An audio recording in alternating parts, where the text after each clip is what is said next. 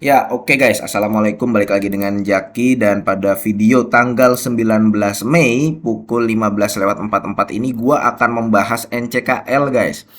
Karena memang dalam beberapa waktu ke depan sepertinya saham-saham yang berkaitan dengan NCKL akan saham-saham yang berkaitan dengan nikel ya akan ramai diperbincangkan dan NCKL adalah salah satunya. Kenapa?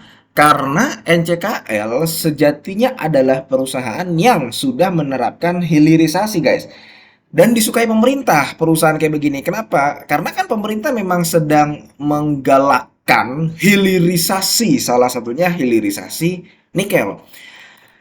NCKL ini dia memiliki anak-anak perusahaan ya. Di sini lu bisa lihat ada Gane Permai Sentosa dan sebagainya dan sebagainya. Dia menambang, kemudian dia mengolah nikel, dan dia mengekspor hasil turunan dari nikel.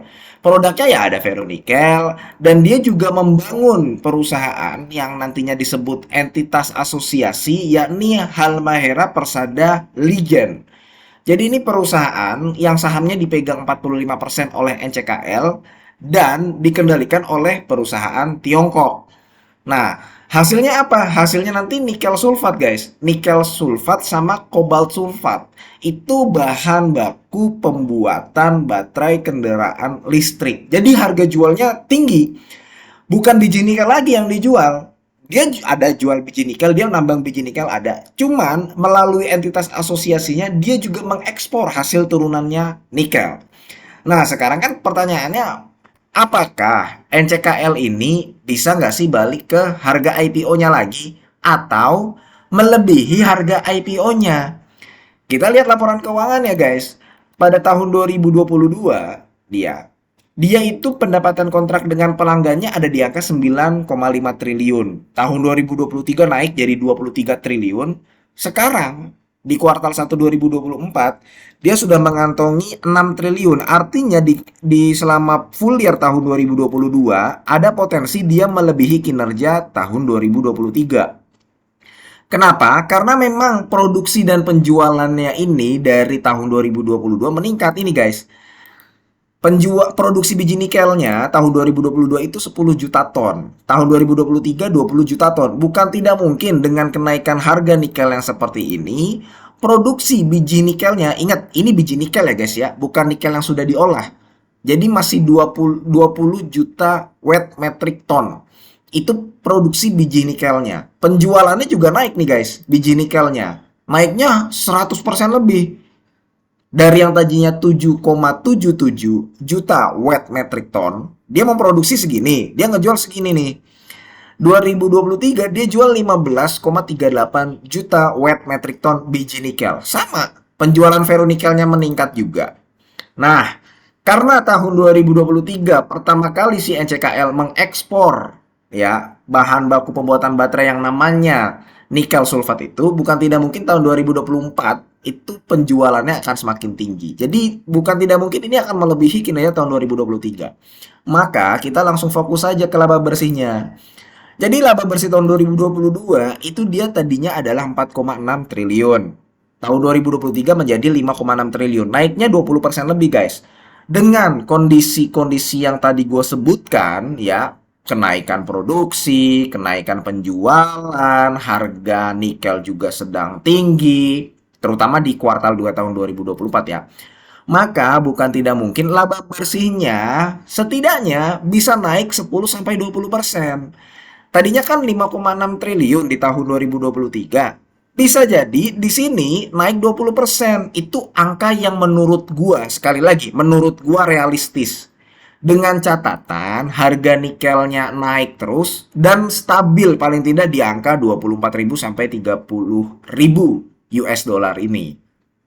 Maka kalau misalkan kita mendapatkan datanya ya guys, dari 5,6 setidaknya dia bisa mengantongi laba bersih atau net profit itu 6,7 triliun. Kalau sampai 8 triliun, 9 triliun itu mungkin terlalu optimis ya. Tapi menurut gua kenaikan 20% laba bersih ya guys, itu adalah angka yang realistis.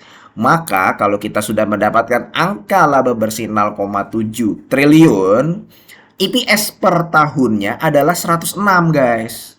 Dia bisa mencatatkan 106 setidaknya di full year tahun 2024. Ingat, ini dengan catatan harga nikelnya naik dan stabil ya guys ya. Stabil tinggi gitu loh. Dia IPS-nya bisa ngantongin 106 nih. Nah, sekarang pair-nya itu dijual dengan pair-nya itu adalah di angka 16. Sekarang nih guys, pair 16 itu kalau misalkan lu melihat EPS dalam setahun itu 63. Kalau dia bisa mencatatkan EPS 106, berarti pair-nya kan harusnya jadi 10. Karena gini guys, NCKL itu memang secara kuartalan setelah gua cek, dia selalu dijual dengan pair 10,96, 10,35, 11. Dia naik tinggi ini di angka 16,31 karena ada sentimen positif kenaikan harga nikel dan potensi IPS-nya masih di angka 63. Kalau misalkan IPS-nya bisa di angka 106, berarti pair-nya masih di angka 10. Ya kan? Paham kan sampai sini ya? IPS 106, harga sekarang 135 itu berarti per 10. Per 10 kurang malah. Nah, kalau misalkan dia aja bisa dijual dengan harga per 16 kali, maka ada potensi. Kan pertanyaannya, Bang, bisa nggak nih si NCKL naik sampai ke harga IPO atau lebih lah? Nah, sekarang tinggal hitung aja guys. Misalkan dia dijual dengan harga per 16 kali ya dan IPS-nya adalah 106, maka dia bisa mencatatkan harga saham di angka 1.600 guys.